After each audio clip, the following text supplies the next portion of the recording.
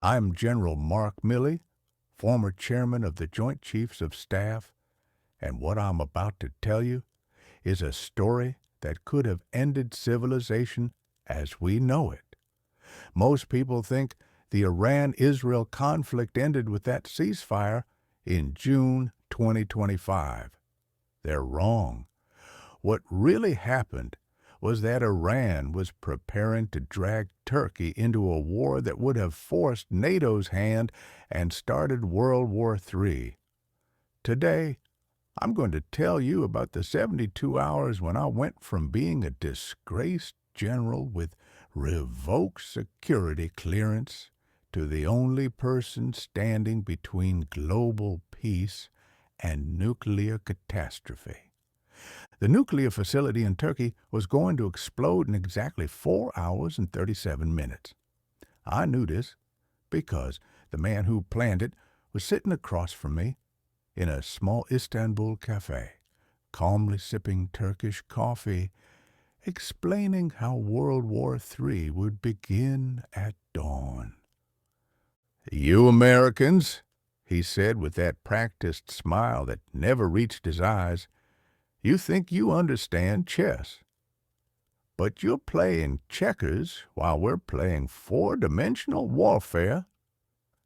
I kept my expression neutral, though every instinct screamed at me to reach across the table and end this conversation permanently. But I needed to know more. I needed to understand exactly how they planned to turn Turkey into ground zero for a global conflict that would make the Iran-Israel war look like a border skirmish. 3 days earlier, I thought my war was over. The Trump administration had stripped my portraits from the Pentagon walls, revoked my security clearance, and launched an investigation to try to strip me of my 4th star.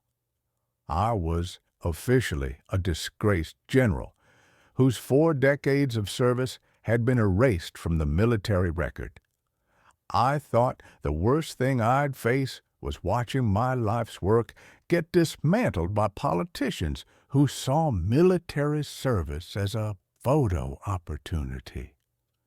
I was wrong, dead wrong.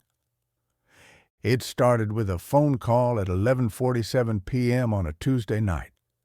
The secure line that only 3 people in the world possessed, and 2 of them were buried in Arlington Cemetery. I was in my Georgetown study, staring at the empty space where my medals used to hang, when the phone buzzed. "Mark, we have a problem." Sarah Chen's voice carried that particular edge I'd heard in crisis rooms from Kabul to the Pentagon.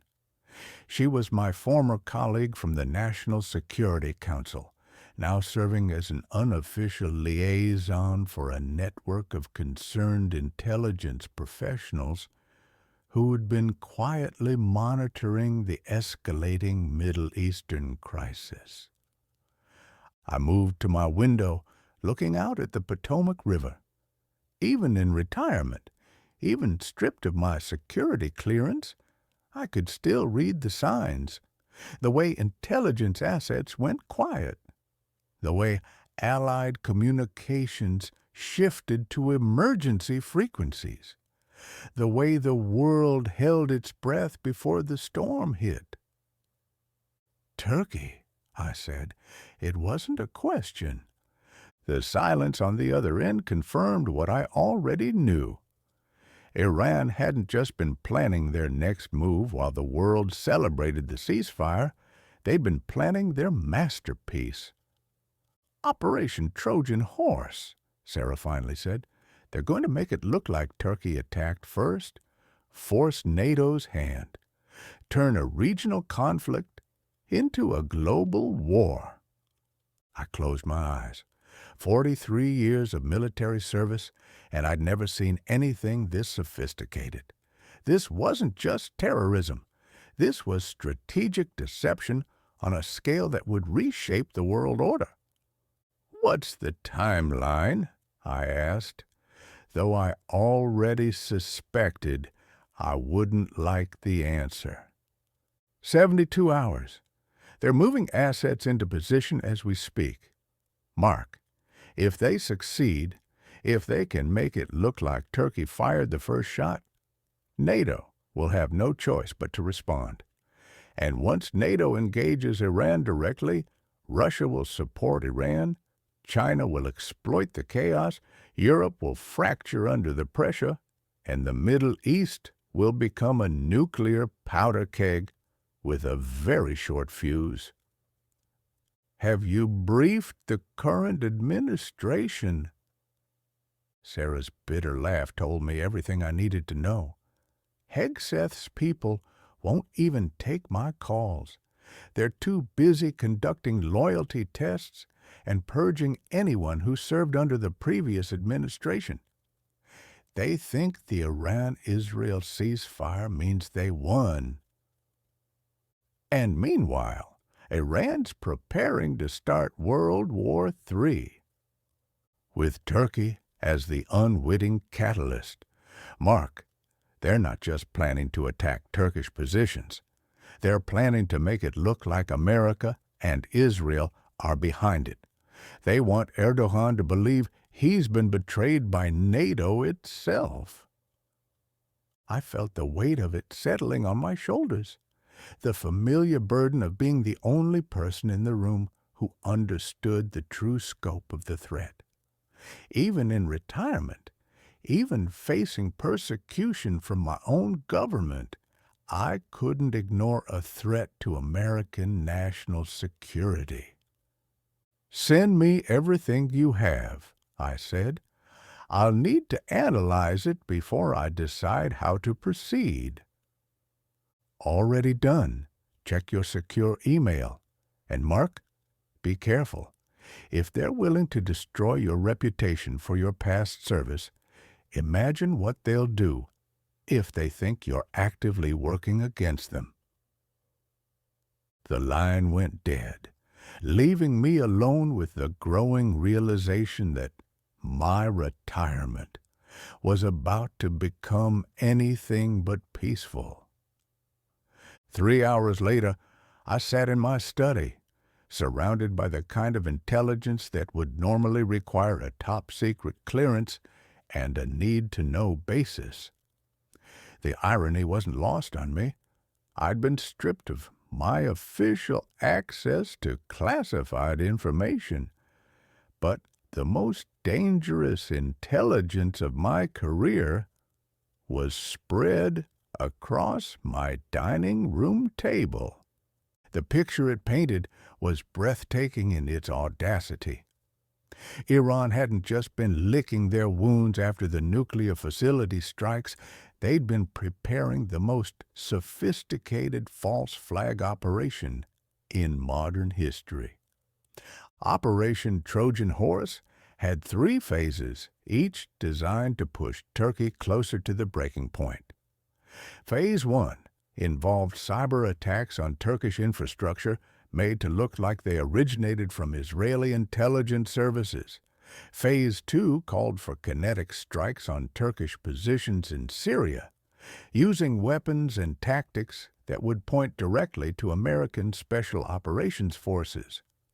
Phase 3 was the masterpiece, a terrorist attack on Turkish soil that would appear to be carried out by Mossad operatives, complete with fabricated evidence and false flag materials. But the real genius was in the timing. The operation was set to begin during a major NATO summit, where Turkey's relationship with the alliance was already under strain. Erdogan would be isolated, angry, and looking for someone to blame. When the evidence pointed to his NATO allies, he'd have no choice but to respond militarily. The psychological profile of Erdogan was included in the intelligence package, and it was disturbing in its accuracy. Iranian analysts had studied every aspect of the Turkish president's personality. His decision-making patterns, his ego, his fears, they knew exactly which buttons to push to make him react predictably. What made my blood run cold wasn't just the sophistication of the operation. It was the reference to the American general buried in the communications intercepts. The Iranians had been monitoring my movements, my communications, my associates. They weren't just planning to manipulate Turkey and NATO. They were planning to manipulate me. I stood up, pacing the length of my study as the implications sank in. Iran wasn't just starting a war.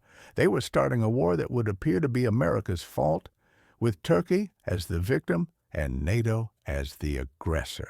It was geopolitical jujitsu of the highest order. The most chilling detail was in the operational timeline. According to the intelligence, Phase 1 was already underway. Turkish government servers had been experiencing mysterious outages for the past week, all traced back to IP addresses that appeared to originate from Israeli intelligence services. The Turkish media was already starting to ask questions about Israeli cyber warfare capabilities. Phase 2 was set to begin in 36 hours. A Turkish military outpost in northern Syria would be attacked by forces using American weapons and tactics. The survivors would report English-speaking attackers with detailed knowledge of Turkish defensive positions, information that only NATO allies would possess. Phase 3, the terrorist attack, was scheduled for the opening day of the NATO summit. A bomb would explode in Istanbul's Galata district, killing dozens of civilians. The perpetrators would be found dead at the scene, their bodies carrying false documentation linking them to Israeli intelligence. Hidden in their safe house would be detailed plans for follow-up attacks, all written in Hebrew and English. The beauty of it was that every piece of evidence would be technically accurate. The weapons would be real American weapons. The tactics would be genuine Israeli tactics. The intelligence would be actual NATO intelligence. Iran had somehow gained access to enough classified information to create a false flag operation that would pass even the most sophisticated forensic analysis. I realized I was looking at more than just a war plan. I was looking at a work of art, deadly, sophisticated, and absolutely brilliant in its conception, which made it even more dangerous. The question was, what could one disgraced general do to stop it? I reached for my phone and dialed a number I hadn't used in over a year. Colonel James Morrison had been my aide-de-camp during my final year as chairman of the Joint Chiefs. He'd been forced into early retirement when the new administration took power, another casualty of the political purges that followed Trump's return to the White House. General Milley, I was wondering when you'd call. Jimmy, I need a favor, a big one. Name it, sir. I need you to arrange a meeting that never happened with someone who officially doesn't exist. There was a pause. That sounds like the kind of meeting that could get us both in serious trouble.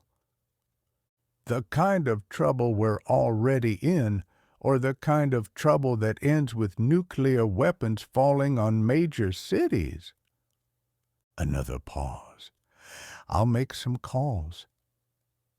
6 hours later, I found myself in a small cafe in Georgetown, ostensibly reading the morning paper while waiting for a contact who might or might not show up. The cafe was the kind of place where professors met students, where lobbyists conducted quiet conversations, where the real business of Washington got done away from the cameras and microphones. He arrived at exactly 9:15 a.m., a nondescript man in his 50s, wearing a gray suit and carrying a briefcase that probably contained enough classified information to topple governments. He sat down across from me without introduction or pleasantries. "You're supposed to be persona non grata," he said, ordering coffee from the passing waitress. "I'm supposed to be a lot of things. Currently, I'm a concerned citizen who stumbled across information that could prevent a world war." "And what makes you think anyone wants to prevent it?" The question caught me off guard, because world wars tend to end badly for everyone involved. He smiled, but it didn't reach his eyes. "That depends on your perspective. Some people profit from chaos. Some people build empires on the ashes of old orders." I studied his face, trying to read the man behind the bureaucratic mask. "Are you one of those people?" "I'm someone who understands that the world is changing whether we want it to or not. The question is whether we guide that change or let it happen to us." He pulled a tablet from his briefcase and showed me a series of satellite images. Turkish military positions in Syria marked with red circles. "Your information is accurate, General, but incomplete." "What am I missing?" "The Turks aren't the only target. Iran's planning to hit American positions, too. Make it look like Turkey attacked us first. Force us to respond against our NATO ally." I felt the blood drain from my face. Jesus Christ! It gets worse. The cyber attacks aren't just targeting Turkish infrastructure, they're targeting the communication systems that NATO uses to coordinate responses to Article 5 situations. When Turkey calls for help, we won't be able to answer. Unless we respond with overwhelming force before we lose the ability to communicate with our allies, which is exactly what Iran wants. They want us to look like the aggressor while they play the victim. I leaned back in my chair, trying to process the implications. It's not just about starting a war. It's about starting the right kind of war, one where America looks like the bad guy, and where Iran looks like the defender of the Islamic world against Western aggression. Every Muslim country would be forced to choose sides. Most would choose Iran. "How long do we have?" He checked his watch. 47 hours and change. The operation begins during the NATO summit opening ceremony. Maximum media coverage, maximum political impact. What can we do? We? General, officially, you don't exist. Your security clearance has been revoked. You're under investigation for conduct unbecoming an officer. You can't do anything. But unofficially, you're the only person in this city who understands both the strategic implications and the operational details. You're also the only person who doesn't have to worry about career advancement or political consequences. Because I've already lost everything. Because you've already lost everything, which makes you the most dangerous man in Washington. He stood up, leaving a $20 bill on the table. Check your secure email in 1 hour. You'll find travel arrangements and contact information. What you do with it is up to you. And if I get caught, then you'll be remembered as a traitor who betrayed his country's interests. But if you succeed, you'll be remembered as the man who prevented World War III. He walked away, leaving me alone with my coffee and the weight of a decision that would define the rest of my life. The flight to Istanbul took 11 hours. 11 hours to study the intelligence package, to understand the full scope of Iran's operation, and to plan a response that might prevent global catastrophe. The passport in my jacket pocket identified me as Robert Harrison, a retired engineer from Ohio. The legend was solid enough to pass casual inspection, but it wouldn't hold up to serious scrutiny. I didn't plan on being scrutinized. I planned on being invisible. The contact met me at Ataturk Airport with a simple nod and a black sedan. No words were exchanged during the drive through Istanbul's chaotic traffic. The city was tense, on edge, as if sensing the storm that was about to break. We pulled up to a small hotel in the Beyoğlu district, the kind of place where tourists and businessmen conducted quiet affairs away from their wives and governments. My contact handed me a room key and a sealed envelope. Room 247. The package contains everything you need to know. The meeting is tonight at midnight. What meeting? The one that will determine whether World War III starts tomorrow or next week. He drove away, leaving me standing on the sidewalk with the growing realization that I was completely on my own. No backup, no support, no official sanction. Just a disgraced general with a suitcase full of intelligence and a prayer that he could prevent a catastrophe.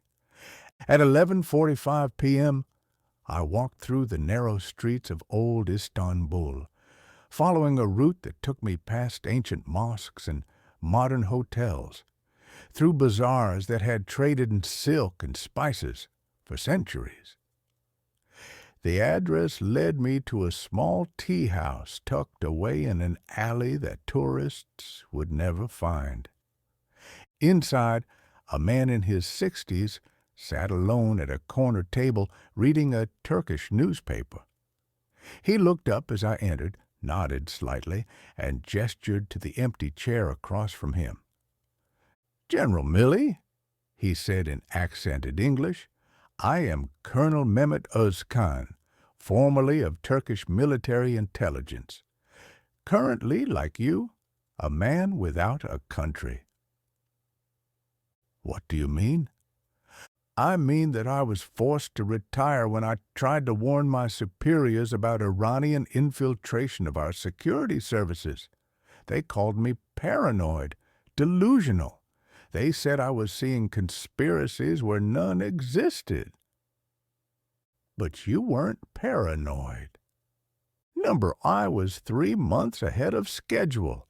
The infiltration was real. The conspiracy was real. And now it's about to bear fruit. He poured tea from a traditional glass teapot, the ritual giving him time to collect his thoughts. Tomorrow, Iranian operatives will attack Turkish positions in Syria using American weapons and tactics. The attack will be recorded by hidden cameras and broadcast to the world as evidence of American betrayal of a NATO ally. "How do you know this?" "Because one of the operatives is my nephew. He was recruited by Iranian intelligence 3 years ago. He believes he's working for a greater cause, liberating the Islamic world from Western oppression. He doesn't understand that he's about to start a war that will destroy everything he's trying to protect. I studied the old colonel's face, seeing the pain of a man who discovered that his own family had been turned against him. "Why are you telling me this?" "Because I believe you're the only American who might be able to stop it. Your reputation precedes you, General. Even your enemies respect your integrity." "My enemies just stripped me of my security clearance and